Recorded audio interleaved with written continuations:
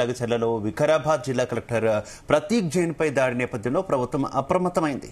కలెక్టర్కు అదనంగా 2 AR gunmen లను కేటాయించింది పోలీస్ శాఖ. Additional DG Mahesh Bhagwat Vikarabad collectorate లో ప్రతీక్ జైన్ తో సమావేశమయ్యారు. లగచర్లలో జరిగిన దాడికి సంబంధించి మరికొన్ని వివరాలు సేకరించారు. ఇంకా విచారణ కొనసాగుతుందని ఇప్పుడే ఏం చెప్పలేమని తెలిపారు.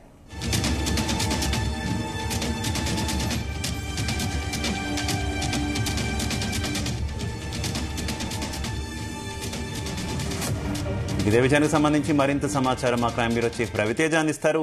రవితేజ, వికారాబాద్ జిల్లా కలెక్టర్ పర్యటన నేపథ్యంలో కలెక్టర్ పై దాడి యత్నం, కలెక్టర్ ని అడ్డుకునే ప్రయత్నం చేయడం, కలెక్టర్ విధులకు ఆటంకం ఏర్పాటు చేయడం, కలెక్టర్ ప్రభుత్వ వాహనం పైన ధ్వంసం చేసినటువంటి ఘటనలో ప్రభుత్వం ఈ వ్యవహారాన్ని సీరియస్ గా తీసుకొని ఎవరైతే గ్రామస్తులు లేదా ఉసిగొల్పి డబ్బుల కోసం ఆశపడి ఈ రకంగా చేసినటువంటి వారందరినీ కూడా ఇప్పటికే గుర్తించి ఎక్కడి ఆధారాలు దొరికినా ఇమ్మీడియట్ గా వారందరూ కూడా అరెస్ట్ చేసి జైలుకి పంపిస్తున్నటువంటి తరుణంలో రాష్ట్ర ప్రభుత్వం ప్రభుత్వ అధికారులకు రక్షణ కల్పించాల్సినటువంటి బాధ్యత ప్రభుత్వంపై ఉంది. కాబట్టి జిల్లా కలెక్టర్ పోలీసులకు ఈ ఇన్ఫర్మేషన్ ముందస్తు ఇచ్చినప్పటికీ పోలీసులు అక్కడ భద్రత ఇవ్వకపోవడంపై మాత్రం రాష్ట్ర ప్రభుత్వం దీనిపై రివ్యూ నిర్వహించి పోలీసుల వైఫల్యం కనబడతా ఉంది, నిఘా వైఫల్యం కనబడతా ఉంది.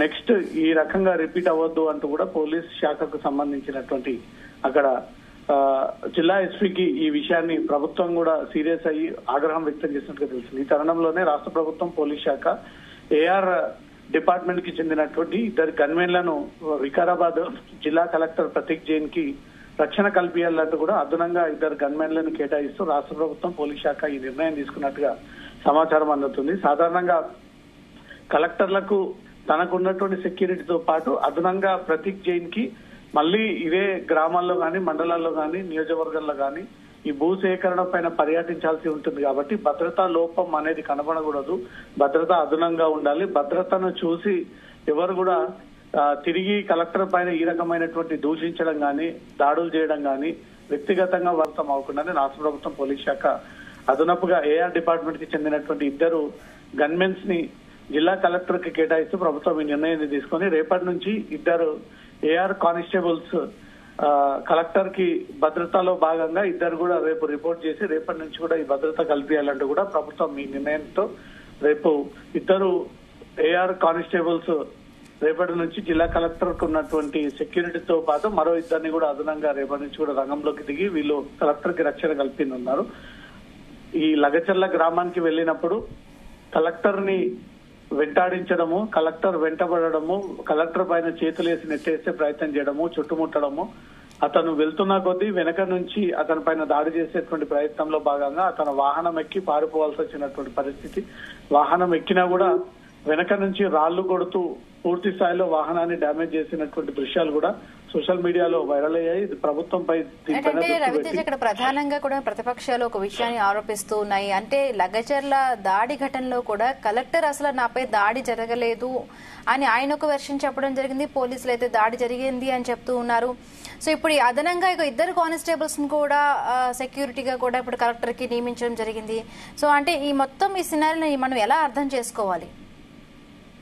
జిల్లా కలెక్టర్ తన పైన దాడి జరగలేదు, దాడి అంశం అనేది వాడకూడదు, తన పైన వాడకండి అని చెప్పి విజ్ఞప్తి చేసినప్పటికీ పోలీసులు నమోదు చేసినటువంటి FIR లో, రిమాండ్ రిపోర్ట్ లో, కన్ఫెషన్ కాపీలో కూడా కలెక్టర్ పై హత్యాయత్నం, మిగతా ప్రభుత్వ అధికారులపై కూడా హత్యాయత్నం ప్రయత్నం చేసినట్టుగా కూడా క్లియర్ గా డాక్యుమెంటేషన్ లో అవన్నీ కూడా పోలీసులు పొందుపరచడంతో సమాజం అంతా కూడా కలెక్టర్ పైన దాడి జరిగిందని భావిస్తా ఉంది. కానీ ఒక IAS క్యాడర్ లో ఉన్నటువంటి అధికారి కాబట్టి దేశవ్యాప్తంగా ఈ ప్రధానంగా వీరికి రక్షణ కల్పించాల్సినటువంటి పోలీసులు ఒక కలెక్టర్ ని రక్షణ కల్పించలేకపోయారు అంటూ కూడా పెద్ద మొత్తంలో ఈ ఇష్యూ ఇంకా సీరియస్ అయ్యేటువంటి అవకాశం ఉంది. కాబట్టి ఒక IAS హోదాలో ఉన్నటువంటి వ్యక్తిపై దాడి జరిగిందంటే కూడా అవమానకరంగా ఉంటుందనే ఉద్దేశంతో తనపై దాడి జరగలేదు, తనపై దాడి చేసేటువంటి ప్రయత్నం చేశారు కానీ ఎక్కడ కూడా దాడి జరగలేదు అంటూ కూడా కలెక్టర్ చెప్తూ వచ్చినప్పటికీ అక్కడ జరిగినటువంటి తతంగాన్నంతా కూడా దృశ్యాలు, CCTV కెమెరాలు గాని, అక్కడ ప్రభుత్వ అధికారులు తీసినటువంటి వీడియోలు గాని, సోషల్ మీడియాలో, మెయిన్ మీడియాలో కథనాలు ప్రసారమైనటువంటి వీడియోలలో కలెక్టర్ పైన భౌతిక దాడికి పాల్పడే ప్రయత్నం చేశారు, నెట్టేశారు. ఒక మహిళ ఏకంగా కలెక్టర్ మీద చేసినటువంటి వీడియోలు కూడా వైరల్ గా మారడంతో పోలీస్ శాఖ మాత్రం అధికారులపై అత్యాయత్నం కేసుల నమోదు చేసి ఆ అత్యాయత్నం కేసులోనే వీరందరి పైన కేసులు నమోదు చేసి వీరు అరెస్ట్ చేసి జైలుకి పంపిస్తా ఉన్నారు. ఇప్పుడు ఈ వ్యవహారం పైన ప్రభుత్వం సీరియస్ గా తీసుకుని వికారాబాద్ కలెక్టర్ గా ఉన్నటువంటి ప్రతీక్ జైన్ కి 2 ఏఆర్ డిపార్ట్మెంట్ కి చెందినటువంటి కానిస్టేబుల్స్ ని కేటాయిస్తూ ఈ నిర్ణయం తీసుకుని రేపటి నుంచి వారిద్దరు రక్షణ కల్పించనున్నారు. Bindu right, thank you Ravi Teja, thanks for the updates.